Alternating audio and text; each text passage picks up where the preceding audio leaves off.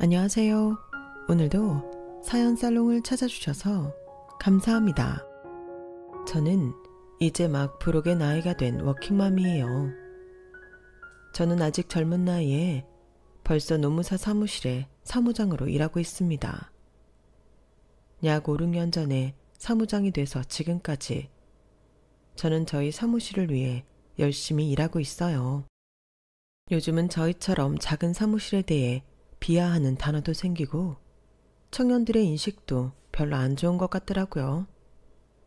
하지만 저는 20대 어린 시절부터 이 사무실에서 제 모든 청춘을 바치며 열심히 일했고 업계에서도 저의 노력과 능력을 알아주시는 분들이 생기게 되었답니다.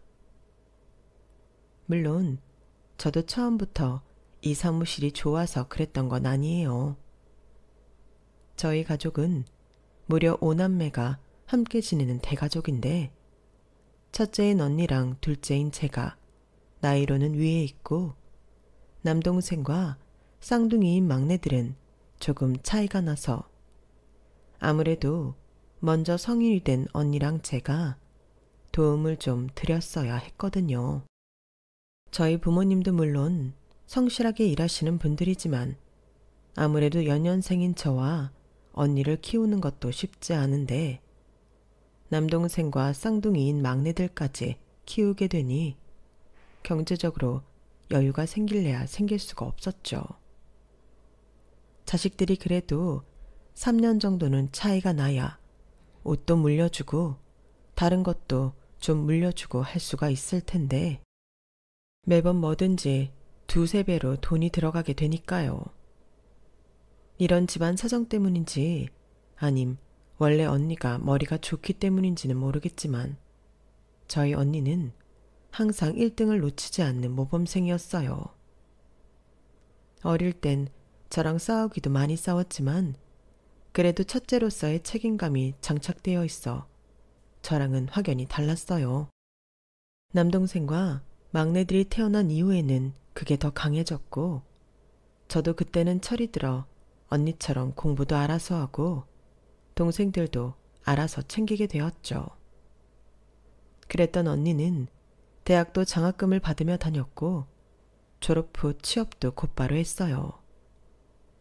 이름만 들으면 알만한 중견기업에서 승승장구하고 있죠. 저는 언니만큼은 아니지만 그래도 장학금을 몇 번 받으면서 대학을 다녔고 졸업 후에는 이런저런 조건 따지지 않고 취업해 경제활동을 시작했어요. 그게 제가 지금까지 다니고 있는 노무사 사무실이었던 것이죠. 처음에는 대학 졸업하기 직전에 단순히 사무 보조 일을 하는 알바생을 구한다길래 알바생으로 들어가 일을 시작했는데 그 사무실 대표님 두 분께서 제가 마음에 들었는지 정직원으로 일해볼 생각이 없냐고 먼저 제안을 해주셨어요. 제 입장에서는 사무실이 집과 그리 멀지 않은 곳이어서 동생들을 돌보며 일을 하기엔 딱 좋았고 일을 하다 보니 또 나름 재미를 붙이게 되어 그렇게 정직원으로 일을 시작하게 된 것이었어요. 처음에는 저희 사무실이 지금처럼 크고 으리으리한 곳이 아니었습니다. 상가 건물 2층에 위치한 작은 사무실이었죠. 저는 그 당시가 조금은 그리운 것도 있는데 대표님 두 분이 부부셨기 때문에 회사가 참 가족적인 분위기였거든요. 같이 일을 하며 재미있는 에피소드들도 많았고요. 하지만 시간이 지나면서 저희 사무실은 점점 더 잘 되어갔고 점차 사무실을 확장해 나가다가 나중에는 아예 신축 건물로 위치를 옮기게 되었답니다. 저희 사무실이 이사하는 날, 저희 사무실은 중요한 업무만 일찍 처리하고 다 같이 회식을 했어요. 점심에 회식을 하고 그날은 일찍 귀가하기로 한 것이었습니다. 그런데 대표님들이 저를 따로 부르시더라고요. 다들 조심히 들어가시고 앞으로 새 사무실에서도 열심히 해봅시다. 그동안 다들 고생 많았어요. 송 주임은 잠깐만 우리랑 얘기 좀 할까? 무슨 말씀을 하시려고 하나 싶어서 대표님들을 따라 근처 카페로 들어갔는데 거기서 깜짝 놀랄 만한 제안을 받게 되었어요. 이번에 사무실 이전하면 송 주임이 실장 자리를 좀 맡아줬음 해. 물론 페이는 그에 따라서 섭섭하지 않게 지급을 할 거고. 송 주임, 아니, 송 실장만 괜찮다면 내일부터라도 당장 계약서를 다시 쓸 수 있어. 송 실장 생각은 어때? 너무 갑작스러워서. 저야 좋게 봐주셔서 제안해 주신 건데 싫을 일이 있나요? 그런데 제가 그 일을 맡을 수 있을까요? 다른 사무실 보면 실장직은 그래도 좀 좋은 대학 나오시거나 이쪽 일을 잘 배운 분들이 하시던데. 걱정 마. 송 실장처럼 일머리가 좋은 사람은 금방 배울 거야. 우리 입장에서는 화려한 학벌 가지고 있는 사람 100명 온다 그래도 송 실장 못 이기지. 우리 사무실이 구멍가게였을 때부터 함께 해온 사람인데. 그래도 다른 사무실 실장님들 보면은 최소 법학과 나오시고 그러셔서. 그래? 송 실장이 필요하면 교육도 받게 해줄게. 우리는 그 생각까지 해본 적은 없었지만 송 실장이 그게 신경이 쓰인다면야. 우리가 아는 친구 중에 신림에서 강의 오래 한 친구 있어.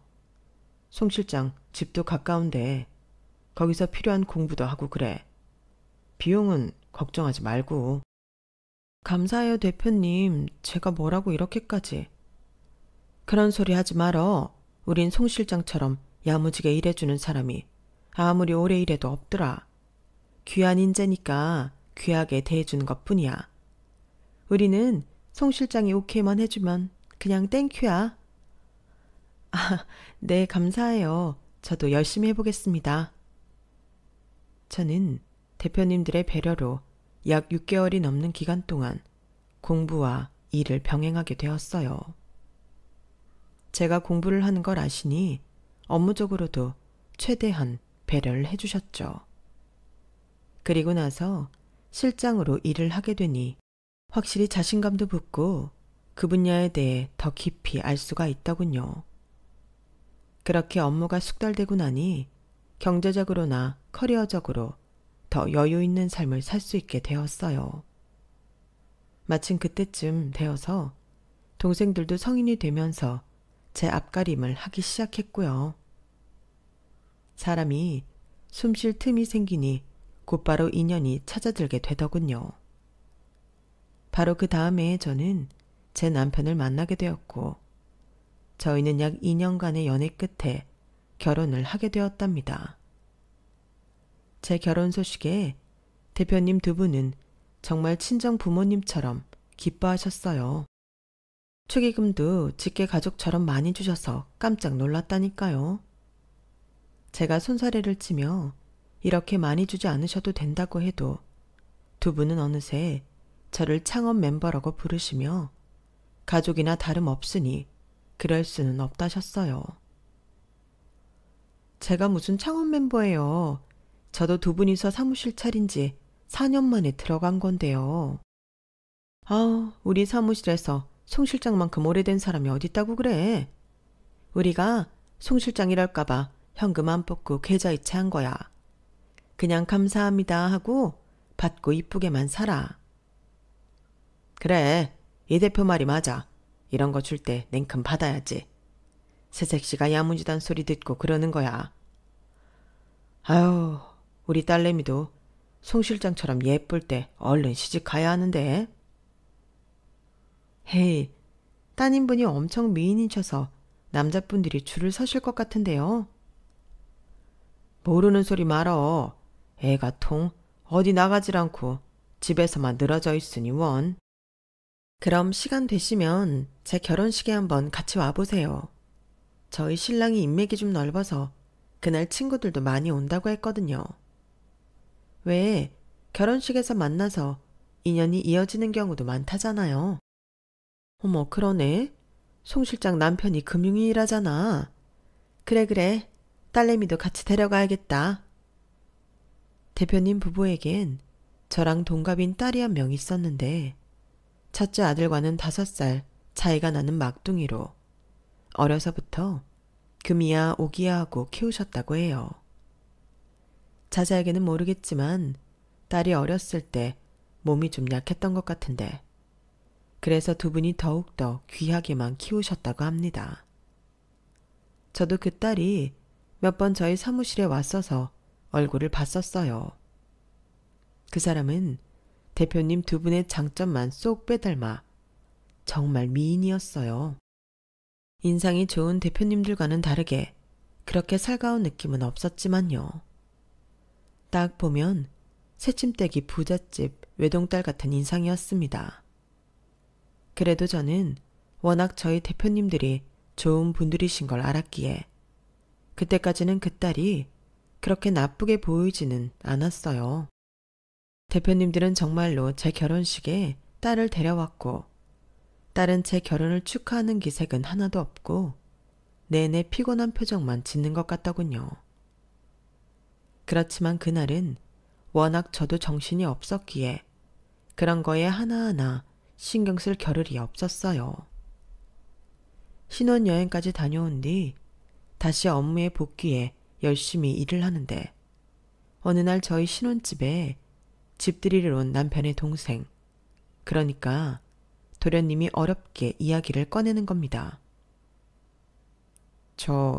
형수, 저번에 왜 형수 결혼식에 형수네 회사 대표님이라던 분들 있었잖아요. 따님이랑 같이 오신. 아, 네, 맞아요. 회색 원피스 입고 계셨던 분이 따님이세요. 네네. 그 머리 반묶음 하셨던 분. 그분 혹시 남자친구 있으세요?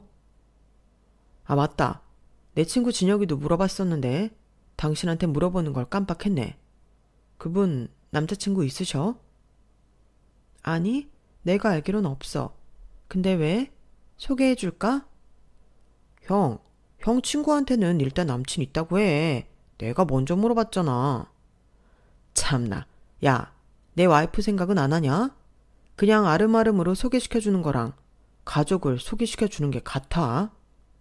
가을이한테는 대표님 딸이라고. 참나. 나 진지해. 일단 소개해 주시면 안 돼요? 제가 설령 잘 안 되더라도 형수한테는 피 안 가게 할게요. 그분 저랑 동갑이세요. 도련님한테는 3살 누나인데 괜찮으세요? 더 좋은데요. 능청스러운 도련님 말에 저희 부부는 빵 터졌고 저는 그 다음날 바로 대표님께 이 사실을 알렸어요. 이때는 제가 좀 실수한 것 같네요. 저는 당연히 대표님들이 좋은 분들이시니 딸도 그럴 거라고 제 멋대로 추측한 것이었죠. 대표님들은 제 말에 정말 기뻐하셨고 그렇게 두 사람의 선자리가 마련되었습니다. 새침대기 같던 동서가 어떻게 도련님께 마음을 열게 된 건지는 모르겠으나 어쨌든 두 사람은 연인이 되었고 약 1년 후에 식을 올리게 되었답니다. 그 사이 저는 실장에서 사무장으로 한 번 더 승진을 하게 되었고요. 시부모님께서는 남편도 저도 차례로 승진을 하고 도련님까지 장가를 가게 되니 경사가 끊이질 않는다며 기뻐하셨습니다. 그리고 대표님들 역시 마찬가지였어요. 대표님들은 사석에서는 저를 복덩이라고 부르며 정말 예뻐하셨죠. 어서 와 우리 복덩이. 오는데 고생했지? 갑자기 비가 쏟아져가지고 차 많이 막혔니? 아니요. 그건 괜찮았어요. 근데 땡땡 회사 장이사가 너무 말이 많아가지고. 그 양반 그거 나이 들수록 말만 길어지는 것 같아. 고생했어. 얼른 식사부터 하자. 여기가 저번에 박영만 이사가 소개해준 식당인데 음식이 괜찮더라고. 금대구이부터 먹어봐봐. 아우, 근데 너무 많이 시키신 거 아니에요? 여기 금액도 비싼데. 원래 결혼할 인연 소개해준 사람한테는 이 정도 해야 하는 거야. 그리고 이번 분기에 송 사무장이 따낸 계약이 몇 건인데? 맞아. 이제 사돈 될 인연인데 이 정도는 해야지. 음식 많은 건 걱정 마. 남는 건 우리가 다 먹을 테니까. 우리 예지랑 잘 지내줘. 아마 나이도 같으니 맞는 게 많을 거야. 그렇게 말하면 안 되지. 둘이 동갑이라고 마냥 편하게 두지 말고 송 사무장이 잡아야 할 때는 확실하게 잡아. 형님은 원래 그래도 돼. 알겠지? 말 안 들으면 우리한테 일러 바쳐도 되고. 그렇게 대표님들에게 비싼 음식도 대접받고 동서와 도련님은 결혼식을 올렸어요. 도련님은 결혼식 날 하루 종일 입이 귀에 걸린 채로 다니시더군요. 두 사람은 모두의 축복을 받고 결혼식을 올렸고 저는 새로 생긴 동서와 앞으로 잘 지낼 생각으로 조금 들떴습니다. 처음 두 사람이 연인이 됐을 때는 저희 부부랑 같이 놀러도 가고 더블 데이트도 하자며 이야기가 나왔었지만 서로 일이 바쁘다 보니 한 번도 제대로 일정을 맞춘 적이 없었거든요. 워낙 연애 기간도 짧았고요. 그래서 사실 그때까지는 동서의 성격을 자세히 몰랐어요. 그런데 결혼하고 나서 보니 동서 성격은 보통이 아니었어요. 막말로 싸가지가 없어도 너무 없더군요. 그전에는 아무래도 동서가 워낙 이쁘기도 하고 대표님들도 좋은 분들이니 동서가 보기에만 도도해 보일 뿐이지 내성적인 성격인가 보다 하고 제가 알아서 긍정적으로 해석해 생각하고 있었어요. 나쁜 사람은 아닐 거라고요. 하지만 처음 동서에 대한 환상이 깨지게 된 건 동서가 신혼여행을 다녀왔을 때였습니다. 결혼한 지 불과 보름도 지나지 않았을 때였죠. 아무래도 대표님들이 두 분 다 돈을 잘 버시고 도련님도 IT 회사를 다니며 높은 직급인 분이셨기에 동선의 신혼집은 정말 좋은 곳이었어요. 초호화라고 해도 과언이 아니었죠. 서울에 위치한 비싼 땅들 중에서도 유명한 지역에 그것도 50억짜리 고급 빌라에 들어갔거든요. 동서의 신혼집은 정말 현관부터 복도까지 번쩍이지 않는 구석이 없이 으리으리하더군요. 남편이 주차를 하는 동안 저는 선물을 챙겨 먼저 올라가 있기로 했어요. 저는 설레는 마음으로 초인종을 눌렀는데요. 현관문 열리는 소리가 나서 안에서 사람이 열어준 것인 줄 알았는데 아무도 없더라고요. 현관으로 조심스레 들어서며 두리번거리는데 저 멀리서 동서가 나타나더군요. 왔어요? 한쪽 귀에 귀걸이를 걸면서 인사도 없이 저를 한번 힐끗 보더니 그 한마디만 하는 겁니다. 반갑게 인사하려던 저는 주춤하고 말았어요. 동서 축하해. 오면서 봤는데 집 정말 좋더라. 이건 별건 아니고 우리가 빈손으로 오기 뭐해서 준비한 건데. 형님, 오실 때 배달 온 거 없었어요? 배달? 아니, 없었는데. 이상하다. 벨 울리길래 배달인 줄 알았는데. 마침 그때 초인종이 한 번 더 울리는 거예요. 그러자 동서가 제게 턱짓을 하며 말하더군요. 왔나 보다. 가서 열어줘요. 저 잠깐 안에 들어갔다 와야 해서. 그리고 정말 뒤도 안 돌아보고 들어가 버렸어요. 너무 자연스럽게 일을 시키니 순간 제가 손님이 아니라 파출부가 된 느낌이 들어 황당했네요. 그래도 좋은 날이니 좋게 생각하려고 했습니다. 아무래도 손님들이 오니까 분주하게 준비할 게 많다 보니 정신이 없나 보다 하고요. 나중에 잘 타이르면 되겠지 하고 배달을 받아주었어요. 동서는 음식을 이것저것 엄청나게 많이 시켜 놓았더군요. 당연히 안에서 음식도 하고 있을 거란 생각에 동서가 손이 엄청 크구나 생각했는데 막상 주방에는 불도 안 켜져 있고 휑한 거예요. 무거운 배달 봉지를 들고 낑낑거리며 주방을 찾아온 저는 뭔가 허탈했어요. 대체 손님한테 배달 음식을 맡기고 어딜 갔나 싶었는데 잠시 후 동서가 주방으로 들어오더군요. 옷도 갈아입고 귀걸이며 팔찌며 한껏 꾸민 모습으로요. 그 모습을 보고 어이가 없었어요. 하지만 곧이어 남편과 도련님도 들어왔고 저는 두 사람을 보고 동서에게 한 소리 하려던 걸 멈추었습니다. 저희 도련님은 되게 싹싹하신 분이라 들어오자마자 살갑게 인사를 해왔거든요. 아, 형수, 여기 계셨어요? 아니, 이게 뭐예요? 땡땡 브랜드에서 접시 세트도 다 나오네요. 와, 너무 고급지다. 아우, 뭘 이런 걸 다 들고 오셨어요. 그럼 집들이에 빈손으로 올 수는 없잖아요. 이거 손님 대접할 때나 두 분 분위기 내실 때 쓰시라고 챙겨봤어요. 그렇게 비싼 거 아니니까 잘 쓰세요. 역시 형수, 센스 장난 아니네요. 근데 이거 비싸 보이는데? 이 브랜드에서 나온 건 티슈 한 장이라도 몇만 원일 텐데. 고마워요, 정말. 얼른 앉으세요. 저희가 음식 차릴게요. 같이 해요, 같이.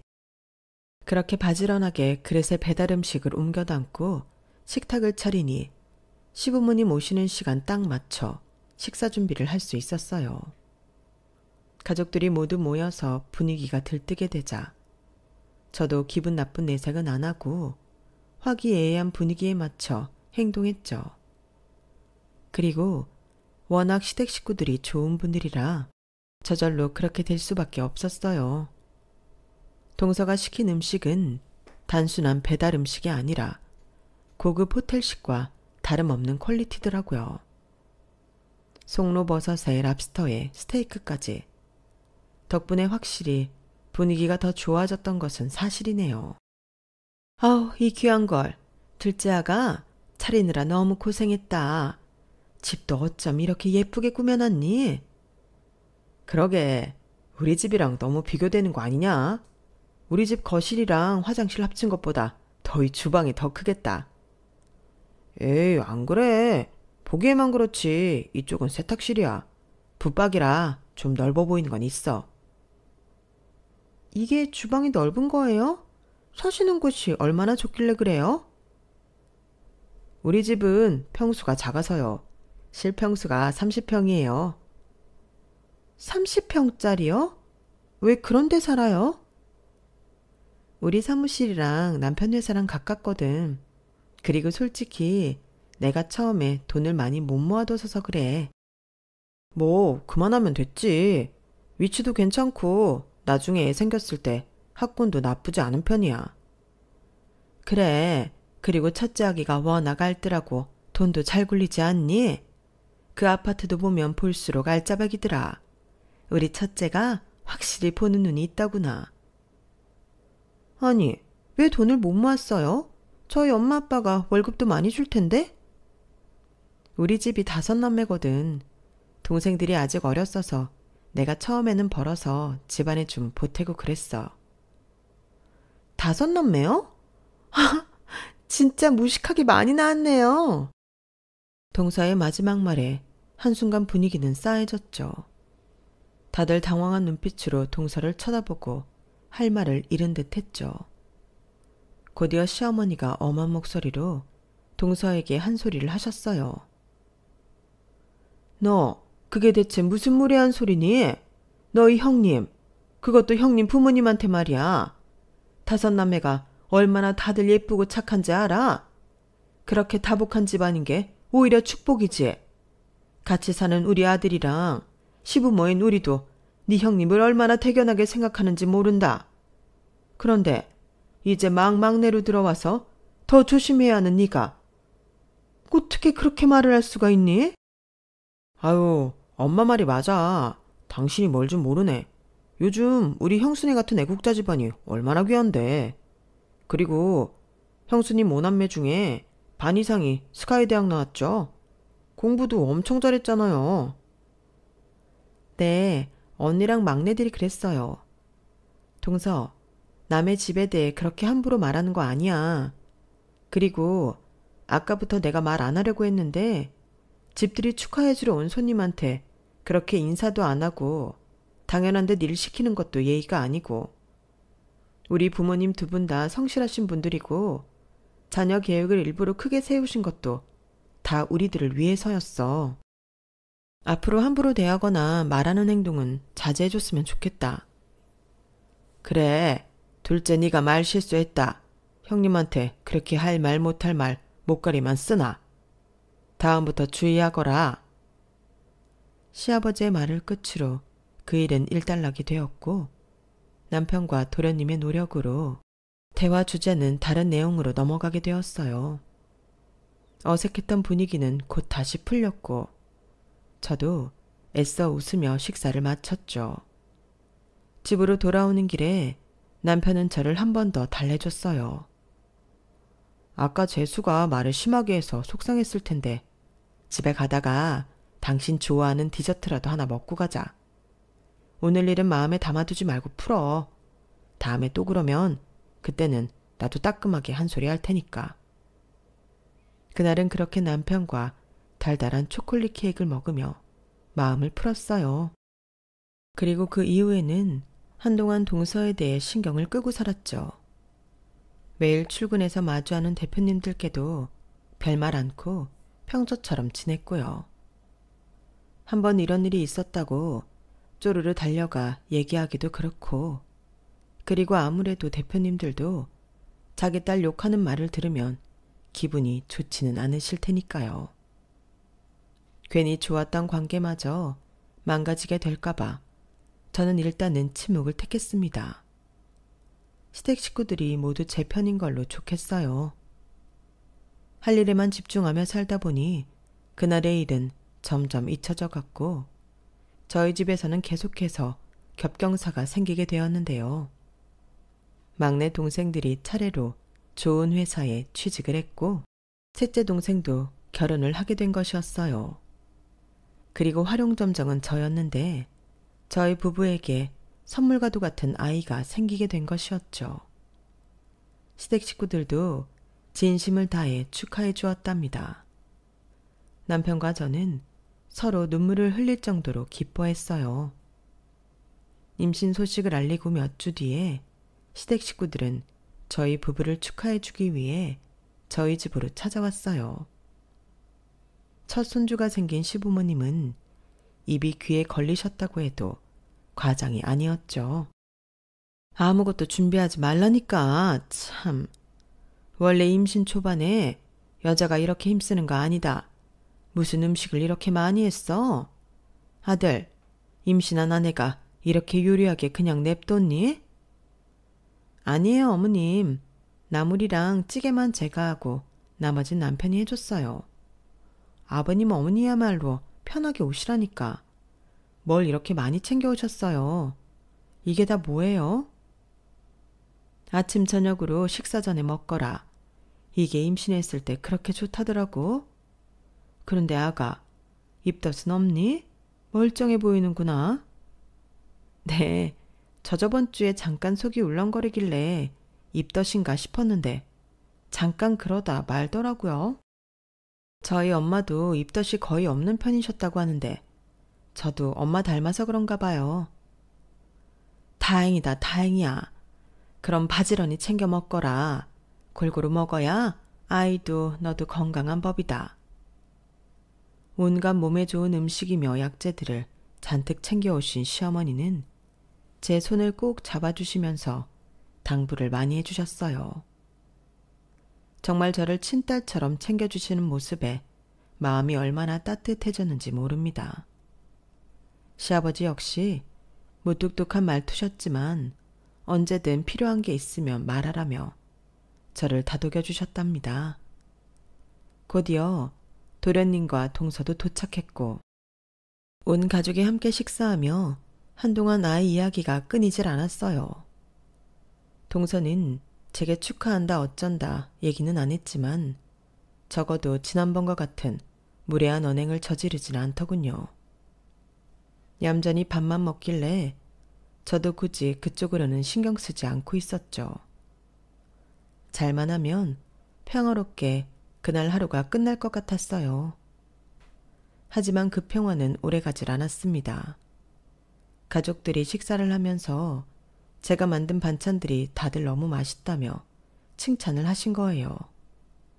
특히 김치랑 장아찌가 맛있다며 계속 칭찬을 하셔서 제가 다음에 김장 제대로 하면 나눠드리겠다고 했답니다. 한마디도 안 하고 얌전히 밥만 먹던 동서도 웬일인지 칭찬에 가담하더군요. 그러더니 김치가 담긴 접시를 젓가락으로 톡톡 치며 이러는 겁니다. 이따 갈 때 좀 싸줘요. 마치 식모대하듯 하던 말투에 저는 대번에 기분이 나빠졌고 눈치 빠른 도련님이 재빨리 동서를 나무라기 시작했어요. 공손하게 말해, 공손하게. 반찬 맡겨놨어. 형님 이제 홀몸도 아니신데 가져다 주더라도 당신이 가져다 줘야지. 그 말투는 대체 뭐야? 얼른 죄송합니다 해. 도련님이 먼저 나서서 나무라자 다른 가족들은 조용히 있어서요. 시부모님은 불어 더 저에게 친절하게 말을 거시며 동서를 아예 무시해버리셨죠. 저 역시 시부모님과 대화를 나누며 동서의 말은 싹 무시해버렸습니다. 도련님의 말에 동서는 다시 입을 다물고 밥을 먹더군요.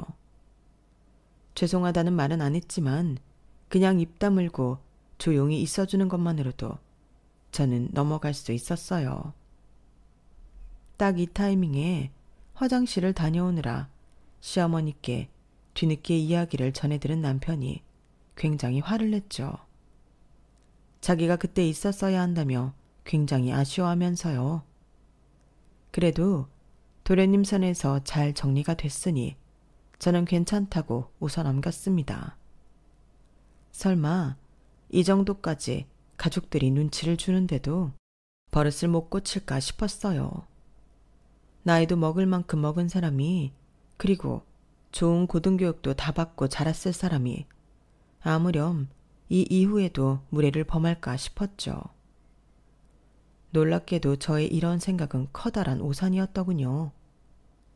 계절이 바뀌고 제가 어느 정도 안정기에 접어들었을 때 저희 시부모님께서는 나란히 70번째 생신을 맞으셨어요.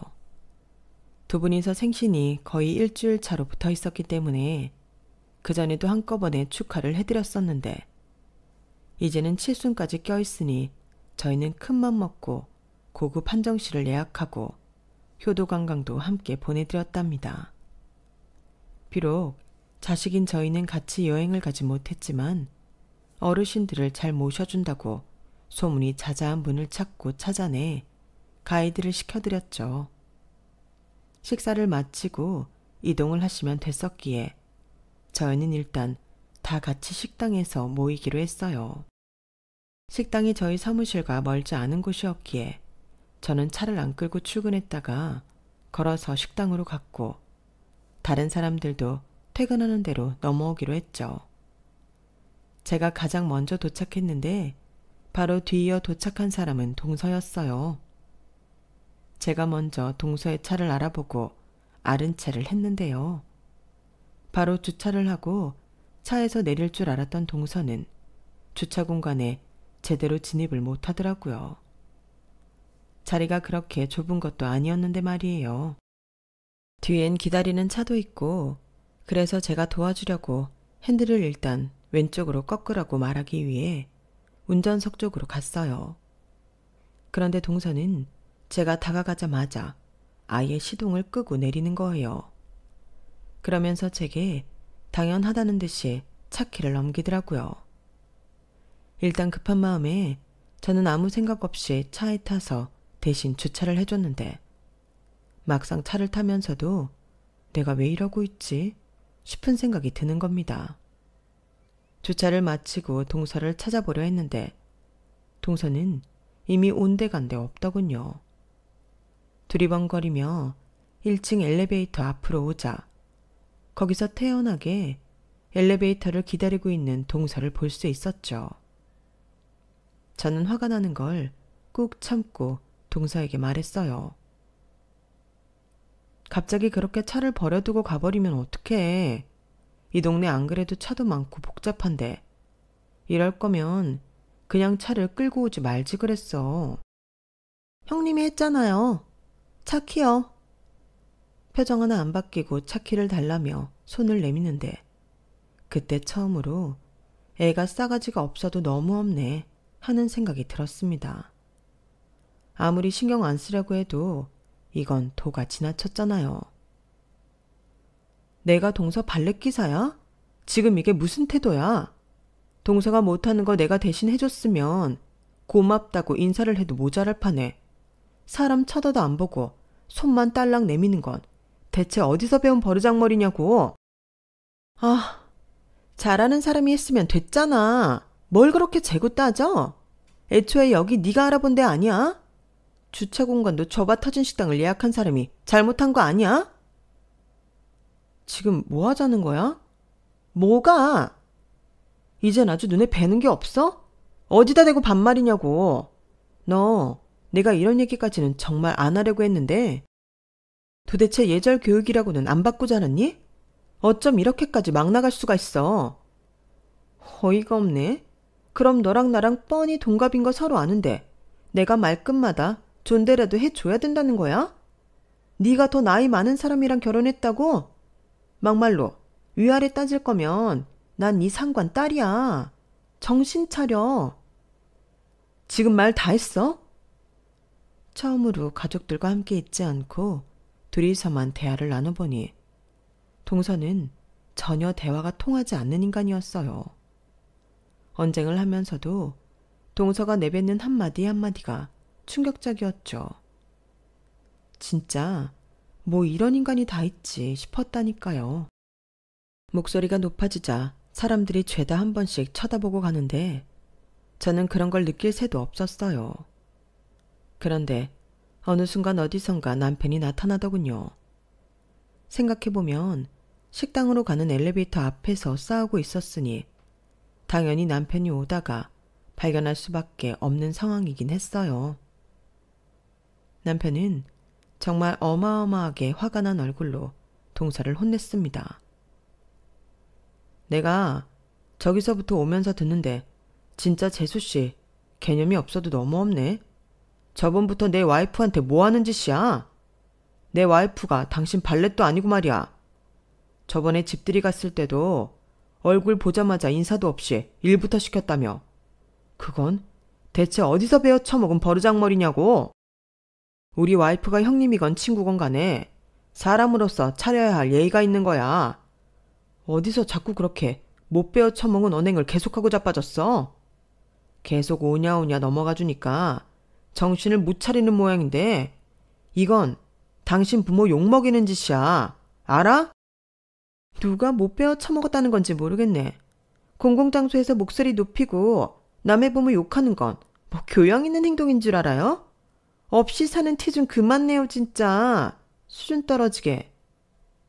기가 막힌 동서의 말에 남편은 앞으로 그딴 식으로 굴 거면 가족 행사에 참석하지 말라고 으름장을 놨어요. 그때 가장 늦게 도착한 도련님이 그제야 이 모든 소란을 보게 되었고 얼굴이 새하얗게 질리더군요. 후다닥 오더니 동서 뒤통수를 냅다 아래로 눌러 우리 부부한테 90도로 인사를 시켰어요. 얼른 죄송하다고 해. 얼른. 당신 미쳤어? 아, 이거 안 놔? 진짜 뭐 이런 여자가 다 있어. 야, 넌 이딴 여자를 지금 와이프라고 집에 들어놨냐? 어? 너 앞으로 이 여자 우리 가족 행사에 2번 다시 데려오지 마. 알겠어? 아예 이혼을 해버리던지. 당신 당장 사과 안 해? 내 머리에 손대지 마. 결국 도련님은 동서를 질질 끌고 다시 주차장으로 갔어요. 저희 부부는 식당으로 먼저 올라와 버렸죠. 식당 앞에서 함께 마음을 좀 가라앉히고 별일 없다는 듯 시부모님을 뵈러 갔습니다. 먼저 와 계셨던 시부모님은 아무것도 모르고 저희를 반기셨고 잠시 후 얼굴이 벌개진 채 올라온 도련님은 동서가 급한 일이 생겨서 못 오게 되었다며 죄송하다고 전해달라더라며 거짓말을 하셨죠. 개인적으로는 도련님이 좀 안쓰럽긴 하더라고요. 그래서 얼른 시부모님 주의를 돌리기 위해 선물을 건네드렸어요. 그리고 최선을 다해 분위기를 띄우며 식사를 했고 때맞춰 도착한 벤에 시부모님을 안전히 모셔드렸죠. 시부모님께서는 여행을 다녀오고 한 번 더 보자며 기분 좋게 인사하시며 가셨고 저희는 어색하게 도련님과 헤어져 집으로 돌아왔습니다. 솔직히 그날 이후로는 출근을 하기가 싫어지더군요. 사무실에 가면 거의 매일 대표님들을 봐야만 했으니까요. 저에게는 여전히 변함없이 잘해주시고 제가 그간 은혜도 많이 입었던 두 분이었지만 대표님들을 볼 때마다 자꾸 동서가 떠올라 기분이 나빠지는 건 어쩔 수 없었어요. 동서의 어머니이신 박 대표님이 제 표정을 보곤 혹시 몸이 많이 안 좋냐며 임신한 저를 배려해 주시려고 하셨는데 차마 거기에 대고 그날의 일을 얘기할 수가 없었어요. 다만 조금씩 대표님들을 피해 다니려 했고 그렇게 저희 사이는 점점 알게 모르게 투명한 벽이 생기고 있었죠. 그런데 어느 날 일적으로 박 대표님께 얘기 드릴 게 있어 대화를 나누는데 갑자기 대표님 핸드폰으로 전화가 오더군요. 전화를 받은 박 대표님은 갑자기 얼굴이 새하얗게 질려서 혼비백산 하시는 거였어요. 대표님 왜 그러세요? 무슨 일이에요? 우리 손주가 사고를 당했대. 송 사무장, 나 빨리 병원부터 가봐야겠어. 많이 다쳤대요? 우리 손주가 수혈을 받기가 어렵거든. 혈액형이 특이해서. 이거 어떡하지? 빨리 정 대표한테도 연락을 해봐야겠는데. 손주분 혈액형이 뭐예요? B형인데 RH- 혈액형이라. 제가 해드릴게요. 저랑 같이 가요, 대표님. 괜찮아요. 저랑 빨리 가시면 돼요. 박 대표님은 눈이 탁구공만큼 커진 채 절 보시더군요. 송 사무장이 RH- B형이야? 네, 전에 말씀드린 적 있긴 했는데 그때 대표님이 취해 계셔서 기억을 못 하셨나 보네요. 얼른 가요. 저는 경황이 없으신 박 대표님을 모시고 병원으로 향했어요. 병원에 도착해 수혈을 하겠다고 하니 저는 임산부라 수혈이 어렵다더군요. 그래서 저는 급한 대로 셋째 동생을 불렀어요. 셋째 동생은 학교 교사였는데 마침 방학 중이라 시간이 여유로워 금방 병원으로 와주었죠. 그리고는 자전거 사고가 크게 난 아이에게 수혈을 해줬습니다. 뒤늦게 도착한 다른 가족분들이 저와 제 동생을 천사처럼 바라보시더군요. 동서의 오빠 되시는 분은 겉옷도 못 걸치고 셔츠바람으로 뛰어오셔서는 제 손을 잡고 감사하다는 말만 무한정 반복하셨어요. 정말 감사합니다. 정말. 제가 출장 가던 길에 소식 듣고 얼마나 놀랐든지. 너무나 감사해요. 저희 아들을 살려주셔서 감사합니다. 아니, 나는 송 사무장 혈액형을 까맣게 잊고 있었지 뭐야. 세상에는 얼마나 귀인이야. 그래. 인연도 이런 인연이 있나. 저도 어렸을 때 아빠가 걱정을 많이 하셔서 그 마음 잘 알아요. 저희 할아버지도 그렇고 저희 아빠도 일부러 자녀를 많이 낳으셔서 저희 집안 분들 중에는 RH- 혈액형이신 분들이 꽤 있어요. 언제든 급한 일 생기시면 말씀해 주세요. 세상에, 아버님이 너무 현명하시네요. 저희는 아들 하나뿐이라 이제라도 자녀 계획을 다시 세워보든지 해야겠습니다. 정말 이 은혜를 어떻게 갚아드려야 할지. 그렇게 대표님 가족분들이 가슴을 쓸어내리고 있을 때 어디선가 핸드폰 벨소리가 울렸어요. 제 벨소리였죠. 제가 업무상 전화 올 곳이 많았거든요. 그날도 급하게 병원에 온 거라 당연히 거래처에서 전화가 온 줄 알았는데 액정을 보니 동서더군요. 글자만 봐도 피곤해지는 그 동서요. 그런데 그 순간 저는 무슨 생각이라는 걸 하기도 전에 본능적으로 스피커폰을 틀고 전화를 받아버렸어요. 무의식적이긴 했지만 100% 고의로 한 행동이었죠. 그러자 수화기 너머로 쌀쌀맞은 동서의 목소리가 흘러나오더군요. 동서, 무슨 시댁에 김장김치 갖다 줬어요? 통화 내용을 들은 대표님 가족들은 한순간에 얼어붙었고 저는 익숙한 듯 대꾸했어요.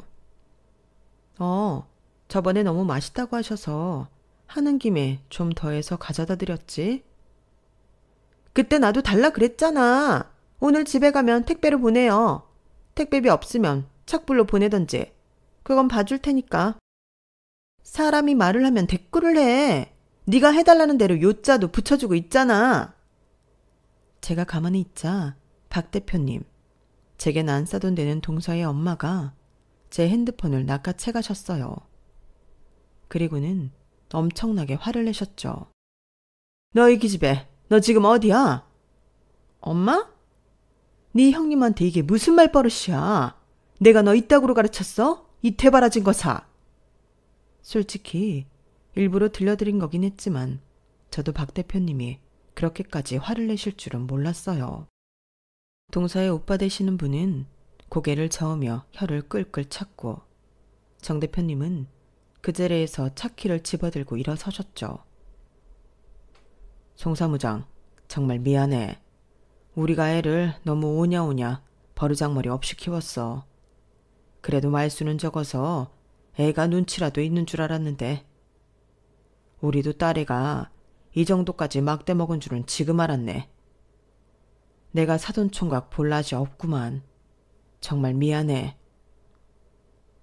박 대표님은 험한 말들을 쏟아내시다가 전화를 끊고 제게 핸드폰을 돌려주시면서 저에게 역시 연신 너무나 미안하다고 한참을 사과하시다가 병실을 나가셨어요. 딱 봐도 두 분이 같이 동서에게 가시는 것 같은데 동서가 제발 이번에는 정신을 차리길 저도 내심 바랐네요.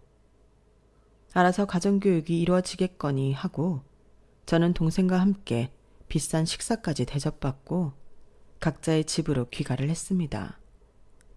당시 결혼을 목전에 앞두고 있던 동생은 저의 승리를 축하한다며 박수를 쳐주고 돌아가더군요. 어이가 없어 헛웃음이 났지만 아주 틀린 말도 아니기에 내심 기분은 좋았어요.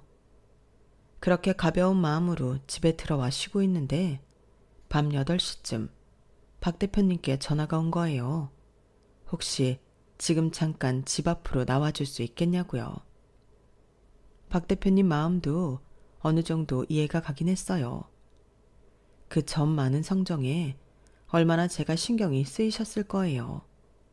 그래서 허심탄회하게 얘기 잘 나누고 와야지 라는 생각으로 현관 앞으로 나갔는데 전 정말 깜짝 놀라고 말았습니다.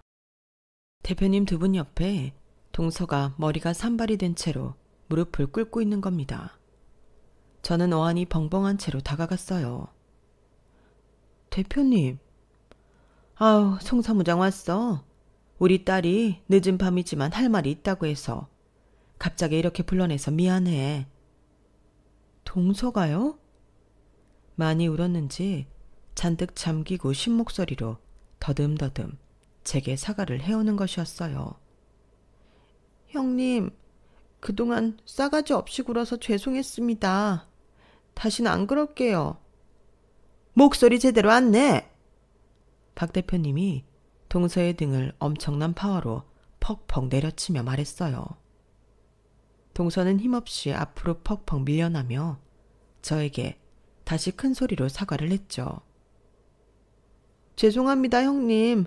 앞으로 버릇없이 굴지 않겠습니다.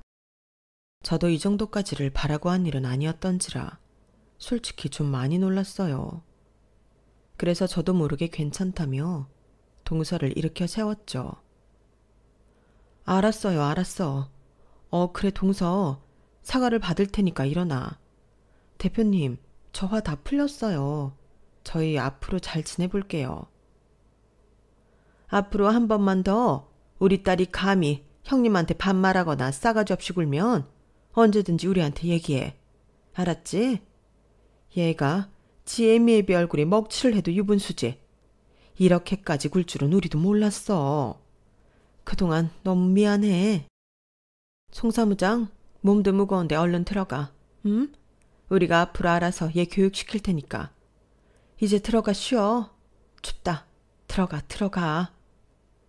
그래서 저는 그렇게 동서와 대표님을 뒤로하고 집으로 다시 들어오게 되었답니다. 혹시나 하는 마음에 뒤따라 나왔던 남편도 동서의 몰골을 보고 할 말을 잃은 듯 저를 데리고 다시 들어왔죠. 그날 이후로 동서는 정말 제대로 변하게 되었어요. 더 이상 제게 반말을 하지도 않았고 심부름을 시키지도 않았죠. 시댁 식구들은 도련님을 통해 모든 사정을 전달해 드릴 수 있었는데요. 대표님들은 그날 병원에서 곧바로 동서를 찾아가 머리채를 잡고 제대로 참교육을 시켰고 동서가 쓰던 카드들도 전부 뺏어버렸다고 해요. 동서는 별 직업 없이 그냥 남편인 도련님이 벌어다주는 돈과 대표님 카드를 쓰며 살고 있었는데 대표님들은 도련님에게도 앞으로 동서 용돈은 한 달에 20만 원 이상 주지 말라고 이야기하며 동서 줄 용돈을 도련님께 다 주기로 하셨다는 거였어요. 이혼 이야기까지 오가던 동서와 도련님의 관계는 대표님들의 특단의 조치로 인해 일단 더 나빠지지는 않은 듯 했죠.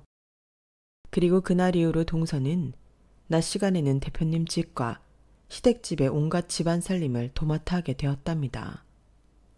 원래 대표님 집에서 일하시던 이모님이 계셨는데 그 이모님께도 아가씨가 아닌 후배라고 생각하고 단단히 교육시키라고 했대요. 얼마 전 주말에 시댁에 갔다가 오랜만에 동서를 보게 되었는데 동서는 그 몇 주 사이에 얼굴과 손이 눈에 띄게 거칠어진 모습을 볼 수 있었어요. 그러게 좋은 말로 할 때 들었다면 일이 이 지경까지 되진 않았을 텐데 왜 꼭 이 사달이 나고 나서야 잘못을 고치는지 참 이해하기 어렵네요. 저는 그날 이후로 대표님들과의 관계가 여전히 좋아요. 특히 대표님 손주가 수술 부위를 잘 회복하고 다시 건강하게 다닌다는 소식을 들어 기뻤어요.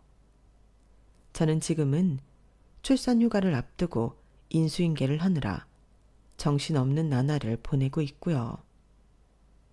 앞으로 태어날 저희 아이를 위해서라도 가정의 평화를 되찾게 된 게 참 다행이라고 생각합니다. 여러분의 가정에도 평화가 가득하길 바랍니다.